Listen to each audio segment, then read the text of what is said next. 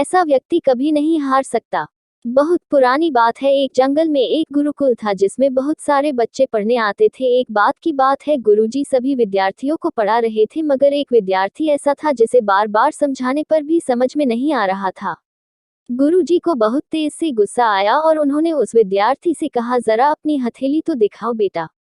विद्यार्थी ने हथेली गुरुजी के आगे कर दी। हथेली देखकर गुरुजी बोले, बेटा तुम घर चले जाओ, आश्रम में रहकर अपना समय व्यर्थ मत करो, तुम्हारे भाग्य में विद्या नहीं है। शिष्य ने पूछा, क्यों गुरुजी? गुरुजी ने कहा, तुम्हारे हाथ में विद्या की रेखा नहीं है। गुरुजी ने एक होशियार विद्यार्थी की हथेली उसे दिखाते हुए कहा, ये देखो, ये है विद्या की रेखा, ये तुम्हारे हाथ में नहीं है, इसलिए तुम समय नष्ट ना करो और घर चले जाओ और वहां अपना कोई और काम देखो।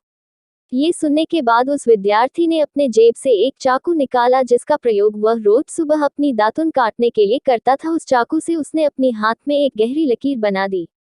हाथ में खून बहने लगा। तब वह गुरुजी से बोला, मैंने अपने हाथ में विद्या की रेखा बना ली है गुरुजी।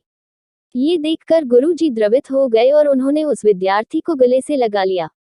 गुरुजी बोले, बेटा तुम्हें विद्या सीखने से कोई ताकत नहीं रोक सकती है। दृढ़ निश्चय और परिश्रम हाथ की रेखाओं को ही बदल देती है।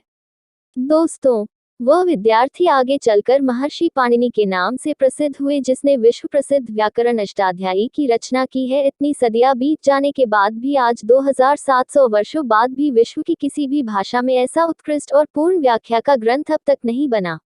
तो दोस्तों, इस कहानी की शिक्षा ये है कि लोग चाहे जो भी बोले, हम हर एक को गलत साबित करते हुए अपनी लगन और कठिन परिश्रम के दम पर जो चाहे वो सब कुछ हासिल कर सकते हैं।